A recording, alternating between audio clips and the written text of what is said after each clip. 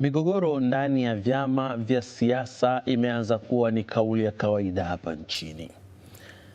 Ilishawahi kutokea vyama vyenye uwezo mkubwa na uimara kuingia kwenye patashika ya kupigwa na dhoruba kali ya migogoro na vikasambaratika. Ilikuwepo NCCR Mageuzi, ikakutwa na kilichokikuta, ikaondoka. Sasa nguvu yake si ile tena. TLP hali kadhalika na yenyewe ilikuwa na nguvu baada ya NCCR kuparaganyika, wakati huo chini ya Agustino Lyatonga Mrema akahamishia nguvu yake TLP, na yenyewe haikubaki salama, ikatetereshwa, ikatetereka. Lakini sasa tunaona ndani ya chama cha wananchi CUF ni kama jambo limekuwa la kawaida kujirejea. Ilishawahi kuingia kwenye migogoro mikubwa, na huu unatajwa kwa watatu ama wanne, lakini nyakati hizo nyingine walijitahidi wakapita wakawa salama. Sasa hali ni tofauti, kwani migogoro imekuwa ni mmoja baada ya mwingine, na yote inatokana na kuwania nafasi za uongozi. Kulikoni chama kama cha wananchi CUF kinashindwa kujifunza kwa migogoro ambayo wamepitia wao, lakini pia vyama vingine vilivyokuwa na nguvu hapa nchini ili wenyewe waweze kupata somo? Naitwa Nurdin Selemani, ndivyo ambavyo ninakualika kwenye uchanganuzi hii leo, na tutapiga darubini kuangalia migogoro hii, namna kuweza kuepukana nayo na kusonga mbele kwa vyama hivi vya upinzani ambavyo vimekuwa ndio sehemu ya kuikosoa serikali pale ambako inaonekana wakati mwingine labda inataka kuyumba kwa namna moja ama nyingine. Studio tumemwalika Said Miraji, mchambuzi wa masuala ya siasa, lakini pia ni mwanasiasa mstaafu. Karibu sana Miraji. Nashukuru, asante. Kwema? Kwema sana. Mambo yanakwenda? Namshukuru. Hebu tuambie, kwa nini migogoro mingi ya vyama vya siasa chanzo chake hasa huwa kinaonekana wakati wa uchaguzi, watu wakiwa wanataka madaraka? Ni kweli kwamba hapo ndipo panapoonekana kwa haraka. Lakini kwa mtazamo wangu mimi, vyanzo vya migogoro ndani ya vyama vya siasa ni vingi. Kuna migogoro inayotokana na, tuseme, inaweza kuwa ndani ya chama chenyewe baina ya viongozi. Na mara nyingi migogoro inaanza kwa viongozi. Kuna migogoro wakati mwingine inaweza kuwa inatoka nje. Kuna migogoro ya kisiasa na kuna migogoro wakati mwingine tunasema ya kitaalamu, ya kitaaluma. Nikizungumza migogoro ya kisiasa, ndio inakwenda kwenye hiyo kugombania madaraka, wakati mwingine rushwa, malalamiko ya hapa na pale, kusiginwa kwa katiba, kutokuheshimika kwa misingi ya demokrasia na vitu vingine kama hivyo. Lakini nikija kwenye hii ninayosema labda ni ya kitaalamu, wanasiasa wetu walio wengi hawana elimu ya sayansi ya siasa. Wanasiasa wetu walio wengi, ukimuuliza hasa ukamuweka kwenye kona ukamwambia hebu nieleze itikadi ya chama chako inasemaje, na aitetee ile itikadi au akueleweshe mpaka uielewe, hawezi kukueleza. Na ndio maana unamsikia mtu anakuambia mimi nimejiunga kwenye chama hichi kwa sababu nimevutiwa na katiba yake. Hivi kweli katiba inakufanya wewe kuvutia kujiunga na chama na sio itikadi yake? Katiba inazungumzia masuala ya taratibu zenu za kuweka uongozi, za kuondoa ukomo wa uongozi, vikao vya chama vinafanyikaje na mambo mengine kama hayo. Lakini itikadi ndio backbone, ndio uti wa mgongo wa chama cha siasa, na watu hawajali kwenye hivyo. Sasa naposema kitaalamu, maana yake ni kwamba hata msingi wa kusajili vyama vyenyewe vya siasa una mapungufu. Watu wanasajiliwa kwa kupeleka katiba na kanuni, lakini hawasajiliwi kwa kupeleka itikadi. Kwa hivyo unaweza kukuta mtu yuko kwenye chama, hata hiyo pengine itikadi ya chama chenyewe haielewi. Lakini ipo migogoro wakati mwingine inakuwa inasababishwa na mazingira kutoka nje ya chama cha siasa, inaweza ikapandikizwa kwenye ndani ya chama cha siasa. Kwa hivyo migogoro inaonekana mara nyingi inaonekana ni hii ya uchaguzi. Na hii inakuja kwa sababu zifuatazo. Moja, unapokuwa na nguvu kubwa sana kwenye chama na mkashindwa kureconcile mapema, tunakwenda kwenye uchaguzi. Kabla ya kwenda kwenye uchaguzi mnapeana labda pengine semina Okay. Kwenye uchaguzi kuna kushinda, kuna kushindwa, kwenye uchaguzi kuna hivi na hivi, lakini mara nyingi kwenye uchaguzi nguvu mbili zinapokwenda kushindana ni mtu ama faima anakuambia lazima yeye ashinde. Sasa na sio tu ashinde, tayari wanaanza kutengeneza kambi.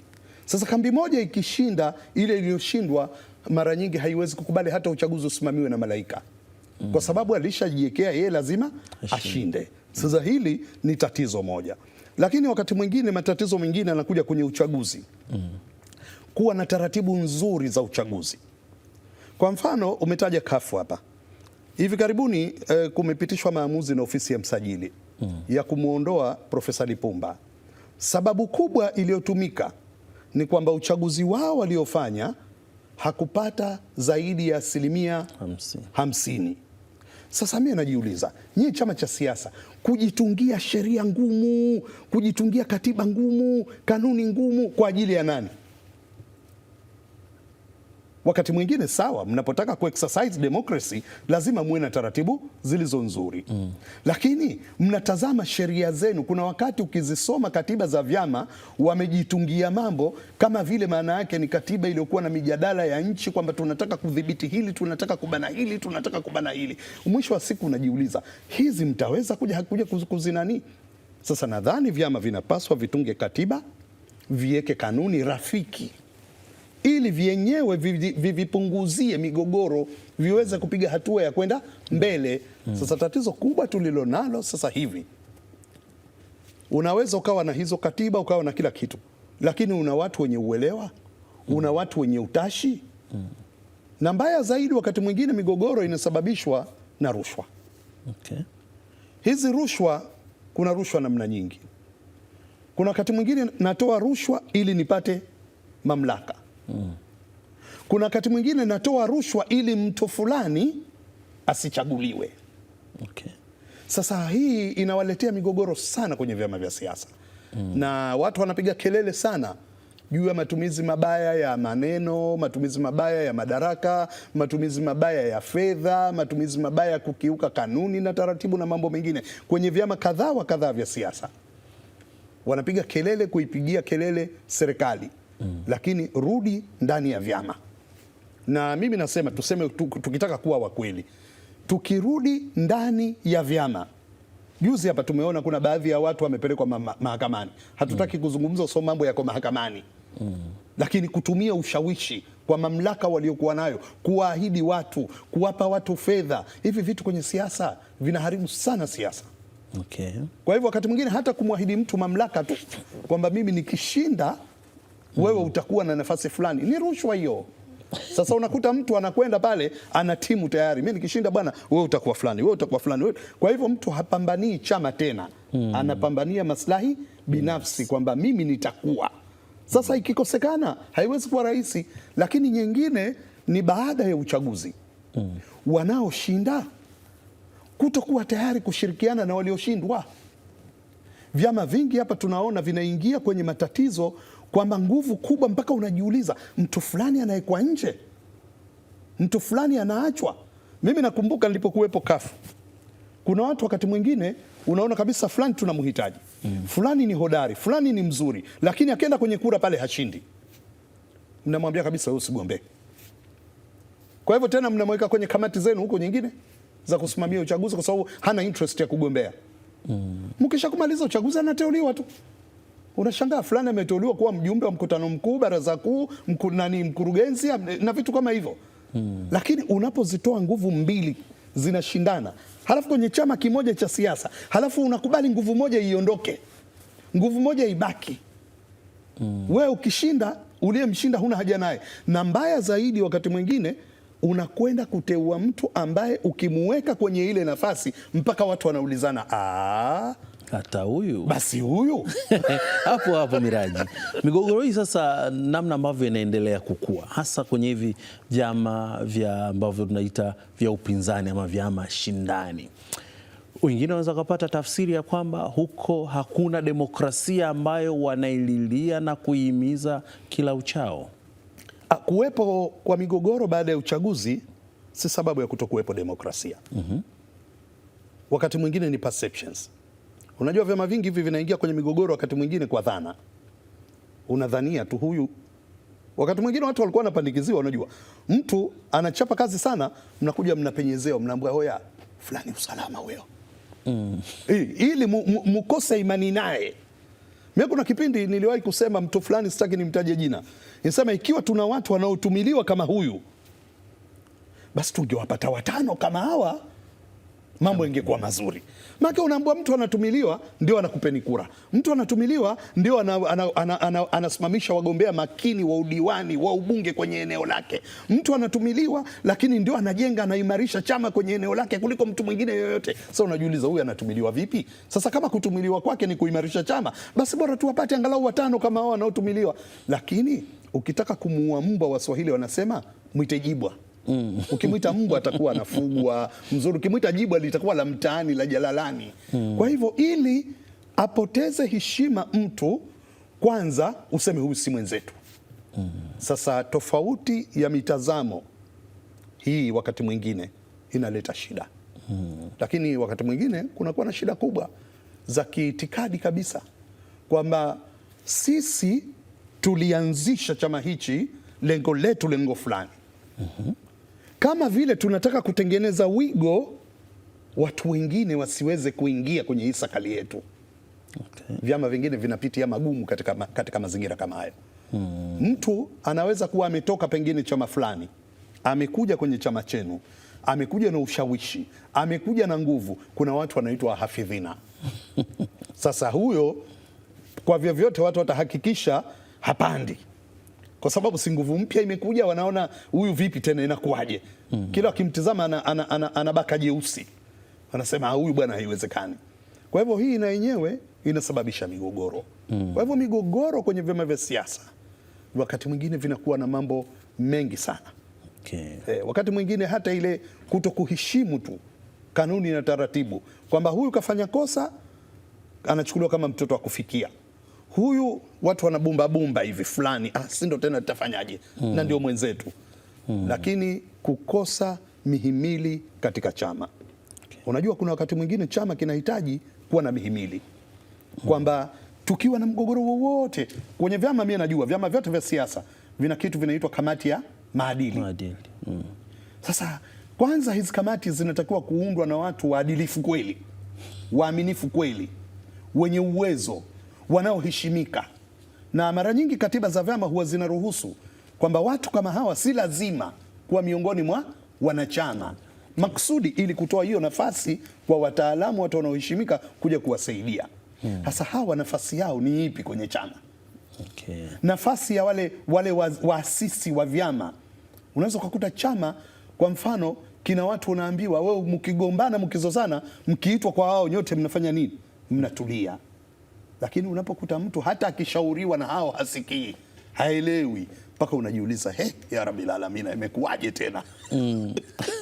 Tunaona ya CUF uongozi wa profesa umeng'olewa, umekuja uongozi mpya, lakini bado mtafaruku upo pale pale. Yani ni kama watu wameamua kuziba masikio, hawasikii, hawajali migogoro ambayo walishawahi kupitia, yakaleta madhara, ikakigawanya chama, nguvu yake ikaporomoka na kutokuwa tena chama kikuu cha upinzani kama ambavyo ilikuwa huko awali. Kitendo cha kuendelea kwa migogoro kama hii katika chama kama cha CUF, maana yake wamekubali chama hicho kiingie kwenye kaburi la sahau. Kwanza mie ni declare interest kwamba baada ya kuondolewa Lipumba, mimi walinifuata watu wa CUF wakaniomba nikawa msimamizi wa uchaguzi wao. Na mimi ndo nilikwenda kusimamia uchaguzi. Ni declare interest hapo. Na nilijitahidi katika kusimamia kila kitu kimefanyika hadharani. Kura imepigwa, wagombea wako hapo, imehesabiwa, wagombea wako hapo, na kila mgombea akahesabu kura zake mwenyewe, ili kujitahidi kuondoa migogoro. Na ndio maana hata ukisikiliza malalamiko yao huko, si aghlabu kuzungumzia zoezi la uchaguzi lilivyokuwa. Wana mambo yao mengine kabla ya lile zoezi. Lakini nirudi sasa kwenye swala lako la msingi. Maana nimeamua ni declare interest maksudi mtu asikaona sasa nirudi kwenye swala lako la msingi. Kama kuna chama kilipaswa kujifunza kutokana na migogoro ni CUF. Na nitashangaa sana nikiona hawajifunzi. Kwa nini niseme hivyo? haiwezi kutokea katika Tanzania chama chochote kikapitia migogoro mikubwa ya kisiasa zaidi kuliko CUF. Mgogoro wa kwanza wa CUF ulimuondoa James Kabalo Mapalala akiwa mwenyekiti. Mgogoro wa pili uliwaondoa akina Michael Nyaruba baada ya CUF kuvunja uongozi wa wilaya wa mkoa, wakasema tunarudi kwenye wilaya. Hawa waliokuwa kwenye mikoa wakawa na mgogoro, mnatuweka wapi? Mgogoro wa tatu wa CUF ulikuja katika kina Ramadhani Mzee. Ramadhani Mzee aliunda Ford Asili. Mapalala nakumbuka aliunda Chausta. Walikuwepo wakurugenzi kina Shabani Ngozi wakati huo. Kulikuja migogoro ya wabunge wa viti maalumu zaidi ya mara 3. Kuna mgogoro uliomkamata Naila Jidawi, kuna mgogoro wa kina Shalingede, Zamda Bozen, Aisha Filipo na wenzao, kuna mgogoro wa Ahmad Rashidi, kuna mgogoro ambao umekigawanya chama. Kile chama achilia mbali watu kutoka na kurudi tu, achilia mbali kwa kikundi kidogo, lakini watu kutoka kwende kwenye chama kingine zaidi ya vyama 4. Maana kuna hiyo Ford Asili, kuna hiyo Chausta, sijui kuna ile walioanzisha ACT mwanzo walioanzisha. Ukitoa Samson Mwigamba ambaye alikuwa ni katibu wa mkoa wa Arusha wa Chadema, kulikuwa na Kadawi Lucas Limbu. Kadawi Lucas Limbu origin yake ilikuwa ni CUF. Akatoka CUF akaenda ADC. ADC yenyewe ni zao la CUF kina Hamad Rashid walipofukuzwa kutoka CUF. Kina Hamad Rashid Mohamed, kina Doyo Hassan Doyo, Abubakar Rakesh wakiwa ni wajumbe wa baraza kuu, Juma Kilaghai ambaye aliwahi kuwa katibu wa tume ya uchaguzi wa CUF. Kama ungeliwachukua wale viongozi wa CUF ya zamani wote walioko kwenye vyama mbalimbali na sisi wengine ambao tuko nje ya vile vyama vya siasa, halafu ukaivuta ile safu ukaiweka, unaweza ukajiuliza hawa ndio walikuwa CUF kweli hao? CUF ilikuwa na watu walikuwa mawaziri, walikuwa wanasheria wakuu, walikuwa majaji wakuu, walikuwa wajumbe wa kamati kuu ya CCM, wajumbe halmashauri kuu ya CCM. Hakuna chama cha siasa kitakachoweza kufikia kuwa na nguvu ya wanasiasa kuliko CUF. Leo hao wengine ndio wako kwenye vyama vingine na ndio wana madaraka makubwa kwenye hivyo vyama. Sitaki nivitaje vyote hapa. Lakini ukienda NLD katibu mkuu ni Doyo. Doyo alikuwa wapi? CUF. Ukenda hiyo inaitwaje ACT Wazalendo ndio hao. Kina Jumaduni, Othman Masudi walikuwa CUF. Ukenda ADC kina Hamad Masudi na kina Shabani Itutu, huyu Hamad Masudi Ahmad Rashid na kina Shabani Itutu na wenzao walikuwa CUF. Ukenda kwenye vyama chungu mzima.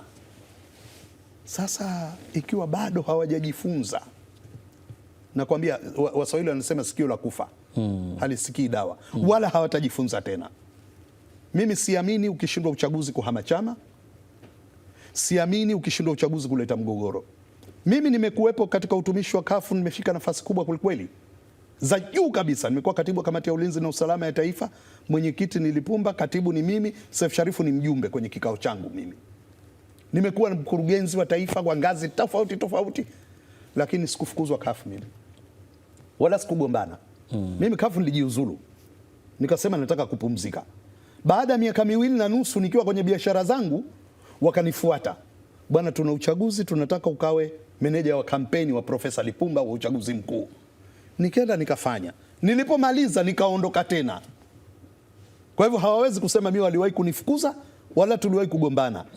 Lakini shida ninayoiona kwa vijana wangu, maana wengi pale wanafunzi wangu, shida ninayoiona ni kwamba watu hawajui wanataka nini, hawajifunzi. Na hii ndio inayovitafuna vyama vingi vya siasa. Kwa hali ambayo ipo sasa, nani wa kulaumiwa na nani wa kuisaidia CUF iondoke katika umkwamo na ipige hatua? Mimi sio ni mtu wa kumlaumu, kwa sababu kila mmoja atakwambia mimi natumia haki yangu. Sasa unataka nisitumie haki yangu? Nimeona nimedhulumiwa na kwenda kudai haki yangu. Sasa ukitaka kumlaumu utakosea, itakuwa haki yake. Na katika kuheshimu demokrasia ni pamoja na kuheshimu mawazo ya watu wengine. Kwa hivyo mimi kwangu sioni wa kumlaumu, lakini nini kifanyike, hii nadhani kwangu ndio muhimu. Wanastahiki kuwekwa, kuzungumzwa. Kama wanawaamini watu fulani Na mimi niliwahi kusema hapa jukwaa hili tulikuwa pamoja na wewe, nikasema wanahitaji kupata washauri, kwani kuna kipi kisichozungumzika? Mgogoro ili utatue unahitaji kuwa na watu wa kuwaweka kitako, mediator. Unahitaji kuwa na misingi mizuri, kwa mfano katiba, kanuni na vitu vingine, ili watu wawekwe kitako, wazungumzwe, kuna tatizo, watatue matatizo yao, waende mbele. Lakini ikiwa kila mmoja kavimba mashavu na kila mmoja kaamua kuchukua upande wake, mimi nasikia na naona kwamba kuna mgogoro na wengine wanasema wanakwenda mahakamani. Unajiuliza, nani katoa nafasi ya kukaa na mwenzake kuzungumza? Aliyeshinda anaendelea na shughuli zake, aliyeshindwa anaendelea na shughuli zake. Sasa huo mgogoro utaishaje? Maanake hata mahakamani, maana yake hawa waliokwenda mahakamani wakishinda, hawa wataondoka na watakuwa kwenye chama hawana nafasi. Wakishindwa hawatarudi kwenye hichi chama, wataamua wakatafute jukwaa jingine. Kwa hivyo bado itakuwa kafu ni kama nyoka, kila mwaka anajitoa gamba tu. Mimi nadhani walipaswa wakae, kama ikiwa kweli wote wanaangalia maslahi ya chama chao, wakae kitako, waeleze matatizo yao, wapate watu wawasaidie, wawashauri, wamalize matatizo yao. Lakini vinginevyo, ikiwa mshindi anachukua yote na mshindwa na yeye anaona hakubali kushindwa, bado tatizo halitaisha.